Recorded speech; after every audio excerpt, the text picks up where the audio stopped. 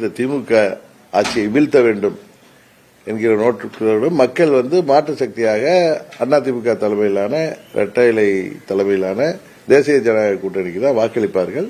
அதனால இது போன்ற புதிய கட்சிகள் வரவுகளோ சில இடங்களில் வேட்பாளர்களோ பாதிப்பது போல் தோன்றும். ஆனால் கடைசி நேரத்தில் பார்த்தீங்கன்னா அது போன்று இருக்காது.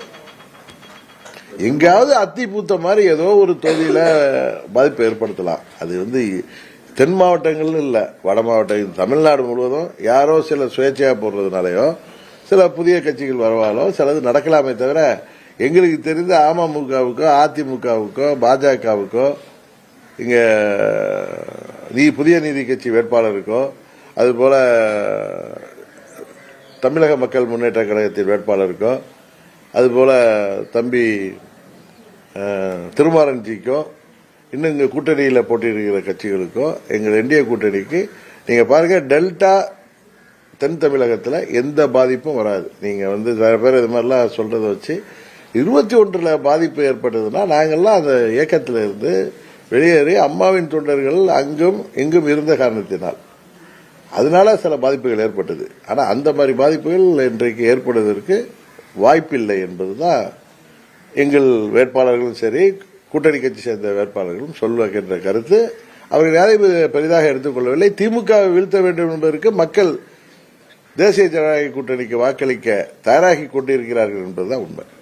இந்த தேர்தலில் சொற்ப ஓட்டுகளில் நிறைய தொகுதிகள் முடிவு செய்யப்படும் நிலையில இது மாதிரியான இல்லைங்க, இதெல்லாம் ஒரு பொதுவெளியில இருக்கிற செய்திகள் தான். நீங்க தேர்தல் முடிஞ்சது பாருங்க. எப்பயுமே தமிழ்நாட்டில் மக்கள் அங்க சென்னையிலிருந்து கன்னியாகுமரி வரைக்கும் ஒரே மாதிரி தான் வாக்களிப்பார்கள். அது ஆளுங்கட்சிக்கு எதிராக இன்னைக்கு திமுகவுடைய வரவு ஆளுங்கட்சிக்கு வாக்கு வங்கியை பெரும்பாலும் அது குறைக்கும். அது எங்கள் கூட்டணிக்கு சாதகமாக இருக்கும் என்பதுதான் எல்லோருடைய கருத்து.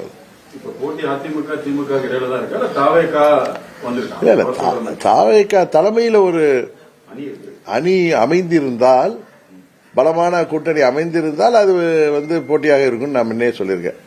ஆனால் தாவேகாவை பொறுத்தவரை திரு விஜயகாந்த் அவர்கள் ஏற்படுத்தியது போல ஒரு பாதிப்பை ஏற்படுத்தக்கூடும் என்பதுதான். அது ஆளுங்கட்சியாக இருக்கிற திமுகவுக்கு உறுதியாக பாதிப்பை ஏற்படுத்தும். அதனாலதான் திமுக பாத்தீங்கன்னா முன்ன நின்னதை விட அதிக தொகுதியில் நிற்கிறாங்க.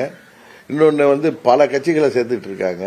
அவங்க உண்மையாவே பலமா இருந்து அவங்க ஆட்சியின் சாதனைகள்ல அவங்க நம்பிக்கையோடு இருந்தா 26 கட்சியை கூட்டணியில சேர்க்க வேண்டிய அவசியம் இல்லை என்பதுதான் எல்லோருடைய கருத்தும். திமுக முதல்வரும் சரி துணை முதல்வரும் சரி அவர்கள் டெல்லிக்கும் தமிழ்நாட்டுக்குமான போட்டின்னு சொல்றதே அவங்க எவ்வளவு பயத்தில் இருக்காங்க. அவங்களுடைய பணபலம் அவங்க எப்படின்னாதான் ஏழை எளிய மக்களை விலை கொடுத்து வாங்கலாம்னு நினைச்சாலும் இந்த தேர்தலில் உறுதியாக 2001 போல 2011 போல திமுக அணி தோல்வி வரப்போவது உறுதி.